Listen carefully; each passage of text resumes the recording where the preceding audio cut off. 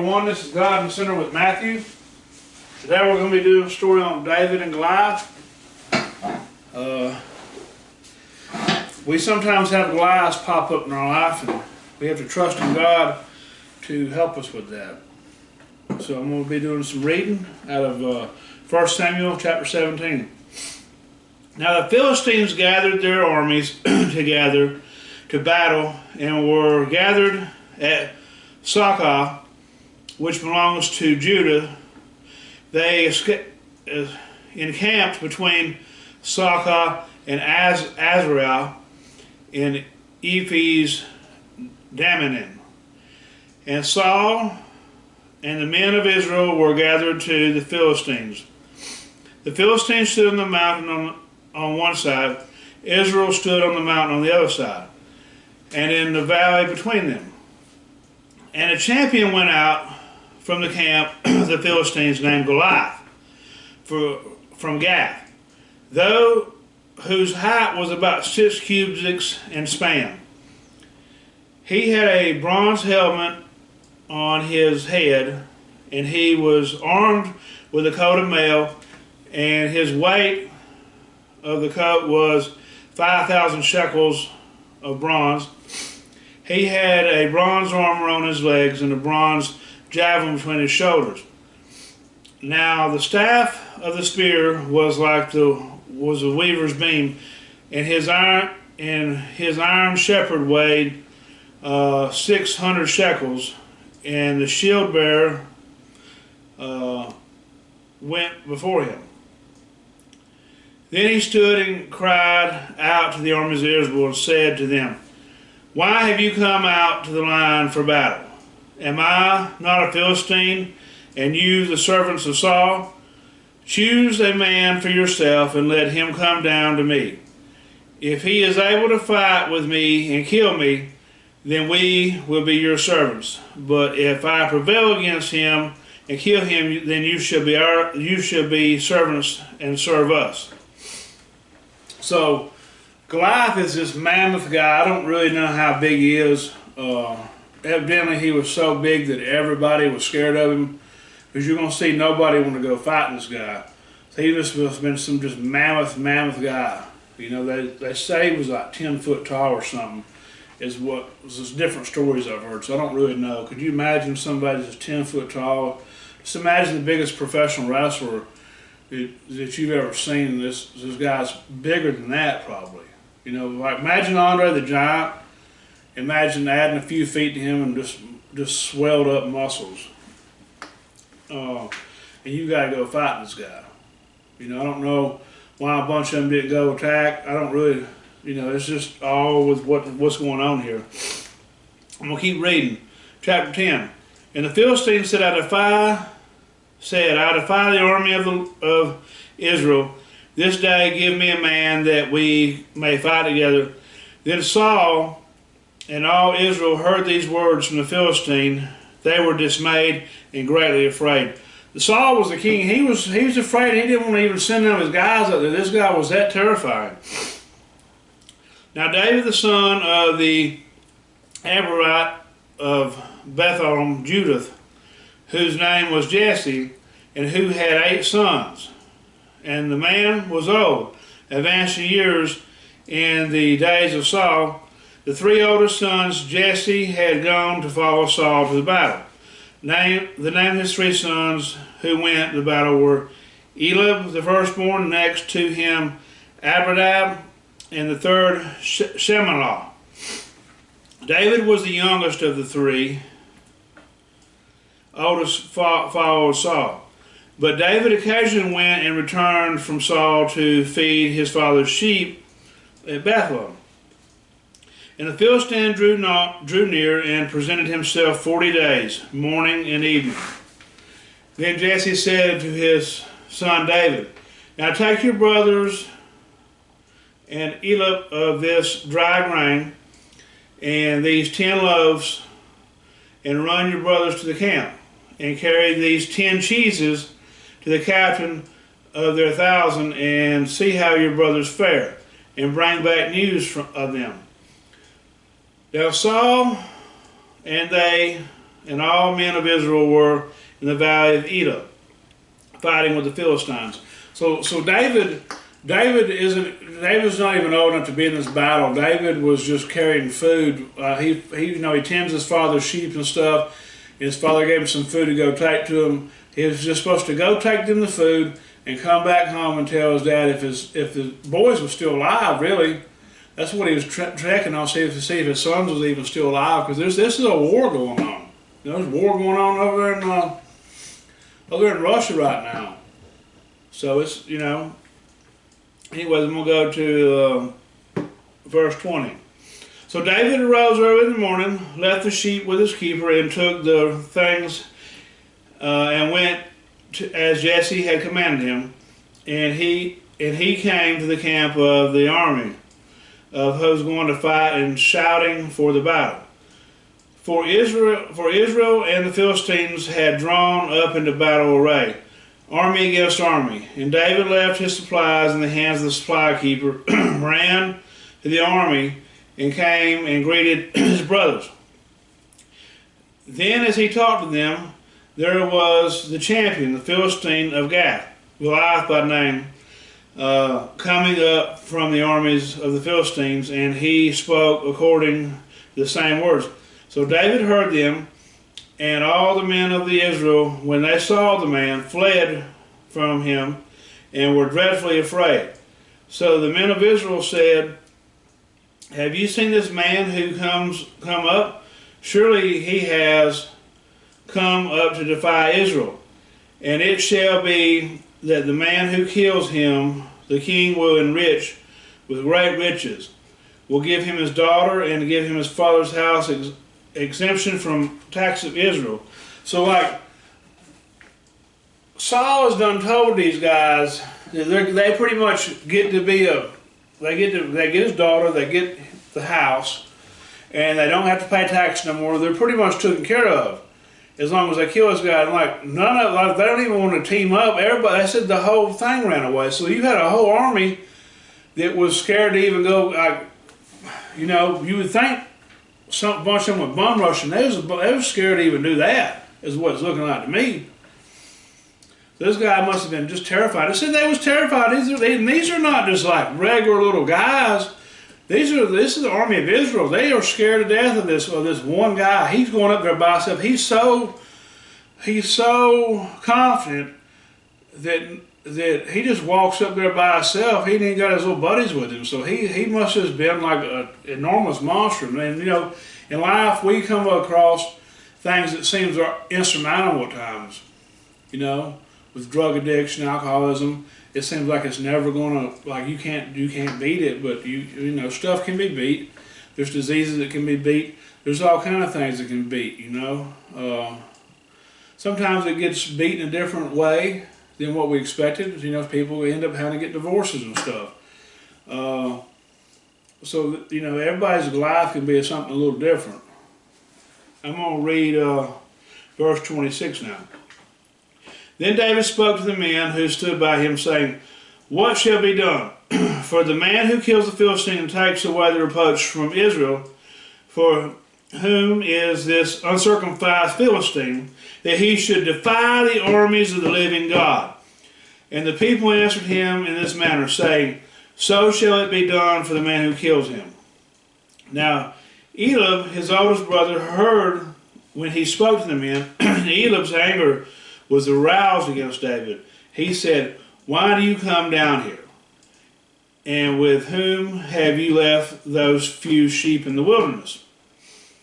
I know your pride and your insolence of your heart, for you have come down to see the battle." And David said, "What have I done now? Is there not a cause?" Then he turned from him towards another and said the same thing. And these people answered him as the first ones did.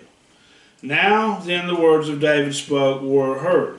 They reported them to Saul, and he sent for him. When David said to Saul, "Let no man's heart fail because of him. Your servant will go fight with the Philistine."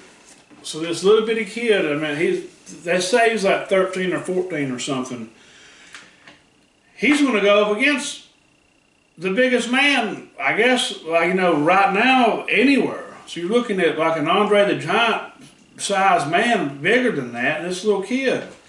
Everybody's scared of fighting him. You know?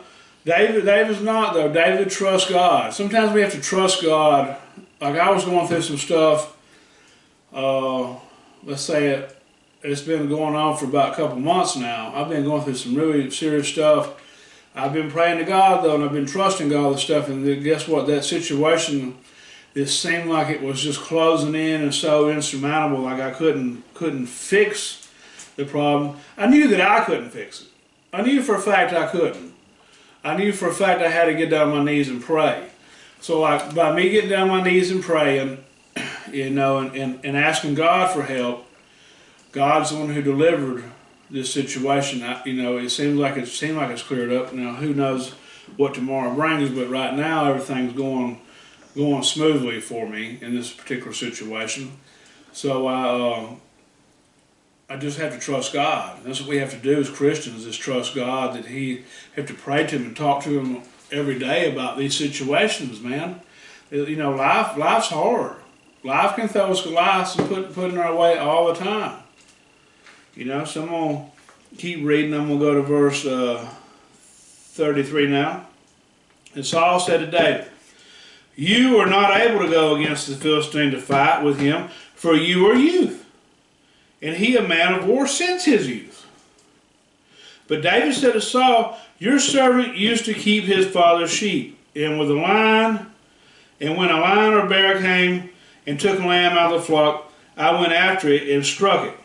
I delivered the lamb from its mouth, and when it arose against me, I caught it by its beard, and I struck and killed it.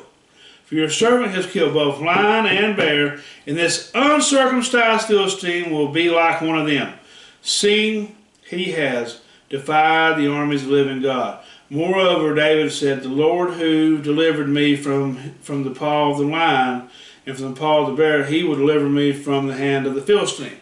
That's something I forget. I went through so much stuff. You know, I'll be 42 next month, and March 15th I'll be 42.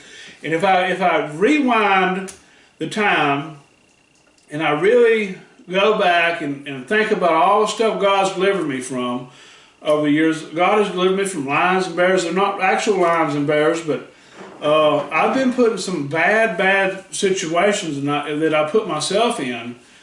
But, you know, prayer to God and staying strong with God has prevailed. He's watched over me all this time. I should, like I've told y'all time and time again, if I got what I deserved, I'd be dead or in prison for the chaos I caused as a youth. Like, when, you know, from age, I don't know, 15 to 30 something. I don't know. I'm 42 now. I've been on a pretty good little path for the last 6.5 years or so. So I've been really going. But I've been in contact with God this whole time since I've been of my youth.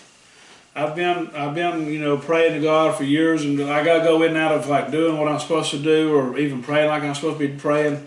And I'm going to David. I'm gonna probably do a couple lessons on David, because I feel I got a lot of some of the same stuff that David had. There's some more stuff that's coming up later. So I'm going to do probably about 4 lessons on David. David's one of my favorite characters in the Bible. He was, God loved him. You know, David's a God after man's own heart is what it says. But David did some wicked things. You know, I've done some wicked things, and you know, maybe y'all have done some wicked things. That doesn't mean that God doesn't love us or doesn't care about us, though. You know, so I'm just trying to unearth some of this to where, you know, y'all can understand God's love and God's protection over us. You know, He wants to be He wants you to be part of the family. He wants you to get baptized and to speak to Him and talk to Him and congregate with more Christians. You know, hang out with them and talk with them, and He just wants us to unify as one solid group, you know. So I'm going to keep reading. Let's see. So I'm going to read now at verse 38. Hold on. I'm going to start at verse 37. That's where I think that was the last one. Moreover, David said, the Lord who delivered me from the paw of the lion and the paw of the bear, he will also deliver me from the hand of the Philistine. And Saul said to David, go, and the Lord be with you. So Saul clothed David with an armor and put on a bronze helmet on his head. He also clothed him with a coat of mail. David fastened his sword to his armor and tried to walk, for he had not tested them. And David said to Saul, I cannot walk with these, for I have not tested them. So David took them off. Then he took his staff in his hand and chose for himself 5 smooth stones from the brook and put them in a shepherd's bag in the pouch which he had, and his sling was in his hand. He drew near to the Philistine, so the Philistine came out and began drawing near to David. The man who bore the shield went before him, and when the Philistine took about and saw David, he disdained from him, for he was only a youth, ruddy and good looking. So the Philistine said to David, am I a dog, that you come at me with sticks? And the Philistine cursed David by his gods. And the Philistine said to David, come to me, and I will give you your flesh to the birds of the air and the beasts of the field. Then David said to the Philistine, you come to me with a sword, with a spear, and with a javelin. But I come to you in the name of the Lord of hosts, the God of the armies of Israel, who you have defied. This day the Lord will deliver you into my hands, and I will strike you and take your head from you. And this day I will give the carcass of the camp of the Philistines to the birds of the air and the wild beasts of the earth, and all the earth may know that there is a God in Israel. Then all this assembly shall know the Lord does not save with sword or spear, for the battle is the Lord's, and he will give you into my hands. So David's fully aware he himself is not able to do this. I myself am not able to conquer these battles. This battle that I've been going through, I was not able to conquer that on my own. There's stuff that I got to do, but also God handles our stuff for us if we give it to Him. We have to give it to Him. We have to put our burdens at Jesus' feet and ask Jesus to help us with this, because like some stuff's just so hard we can't deal with. I mean, I pray to God about everything I do. I try to. I mean, it's getting better. You know, there's a long time that I was running sort of on self-will. And it's not good though. Life doesn't go by smooth, and life's still never going to be just 100% smooth. We have to rely on God. God made us to rely on Him. You know, we can get in our self-will, we can say, I did this, I did that. Man, I ain't did nothing. God has done everything that I've ever accomplished. God has been in control of that. I will never take the glory for me doing something, or for me getting praised for something, or me doing a good job or any of that stuff. God has done all that for me. God has instilled in me all the things, He gave me all the tools and all the brains and all that stuff. And I'm nothing without God. That's just my mentality. And it's the way I get by. Because none of us are good enough to get into heaven on our own. We have to get God. So like, I just pray that you hadn't been baptized. I pray that you would step into there, because there is an eternal life, and it's through Christ Jesus that we get into heaven. We need Him. We need Him. You know, He dwells within us, those who have been born again. So I'm going to keep reading. So it is, when the Philistine arose and came and drew near to meet David, that David hurried and ran towards the army to meet the Philistine. Then David put out his hand in his bag and took a stone, and he slung it and struck the Philistine in the forehead. So the stone sank into his forehead. He fell on his face to the earth. So David prevailed over the Philistine with a sling and a stone, and struck the Philistine and killed him. But there was no sword in the hand of David. Therefore David ran and stood over the Philistine, took his sword and drew it out of his sheath, and killed him and cut off his head with it. So David didn't go with a sword and shield or no armor or nothing. He killed him with a rock. You know, Goliath was making fun of him, saying, "What am I, dog? You come with sticks and rocks?" That's all David needed, though, because David, it wasn't the tools that he had. It was the God he had. The God was so much greater than any of the weapons that can be formed against us. Like I said, God can help us overcome anything as long as we trust and we believe in Him. And it's hard. It's hard at times to believe that like stuff's going to get better. I mean, there's months and years maybe even that stuff is not going the right way. We have to continually pray to God and reach out to God, and we need to be thanking Him. It's also, we got to thank Him for everything He does. David, he was watching over David that day. There's no way that like David acknowledged that, you know, the Lord's going to do this. The Lord's going to do this. I'm not going to do it. That's the attitude we need to have as Christians. So I'm going to go on to the next verse. And the Philistines saw that their champion was dead. They fled. Now the men of Israel and Judea arose and shouted and pursued the Philistines as far as the entrance of the valley and the gates of Ekron. And the wounded of the Philistines fell alongside the road of Sharon, each as far as Gath and Ekron. Then the children of Israel returned from chasing the Philistine, and they plundered their tents. And David took the head of the Philistine and brought it to Jerusalem, and he put his armor in his tent. Then Saul saw David going out against the Philistine. He said to Abner, the commander of the army, "Abner, who is this youth?" And Abner said, "As your soul lives, O king, I do not know." So the king said, "Inquire whose son this young man is." Then David returned from the slaughter of the Philistine. Abner took him and brought him before Saul with the head of the Philistine in his hand. And Saul said to him, "Whose son are you, young man?" So David answered, "I am the son of your servant Jesse of Bethlehem." So, what we can do anything through God. You know, I'm trying to get this YouTube channel off the ground. It's not going where I want it, where I feel like it should have been, or where I want it to be at this time. I'm doing okay. God is wanting me to do this, so I just know God will provide.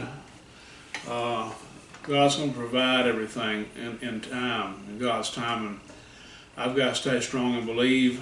I've got to stay strong and pray, and I got to stay strong and help people when they need help, when I'm able to help. I'm not going to be an enabler for nobody, but I will help when help's needed. When somebody calls upon for help and I'm able to do it, and I'm not enabling somebody to, like, because sometimes you enable people, you actually harm them. You do way more harm than you do good. So doing too much for people is harmful. But everybody needs help sometimes. And it's just knowing what the limits is on all that. You know, but I've overcome so many hurdles and so many Goliaths, you know, mountains moved. And, you know, am I where I want to be at? No, I'm not where I want to be at. Am I closer than I've ever been? Yeah, I'm closer to where I've ever been. And I just know that God's looking out for me, God's looking out for you. And it's just, I encourage everybody to read the story themselves. You know, I probably could have cut that down a little bit and did less reading, but I wanted y'all to get the full length story. That's what I try to do. So everybody that doesn't really read, they get at least that little bit, because this is what energizes our spirit, man. You know, if you've been born again, then you have a spirit, you have God's spirit living within you, and it feeds off of this word. This is how you energize your spirit, just like we energize our body with food, water. So I just encourage anybody that has not been born again to go do it. And said, I could go over tons of stories to where God has been there with me, but you know, it would take a long time. I've had a lifetime of just ups and downs, and a lot of downs, like bottomless pits, it seems like at times. But God has been there for me through all of that. And God can be there for you through anything that you're going through right now. You know, and death is part of life, so all of us are going to die one day, but where are you going to be at when you die?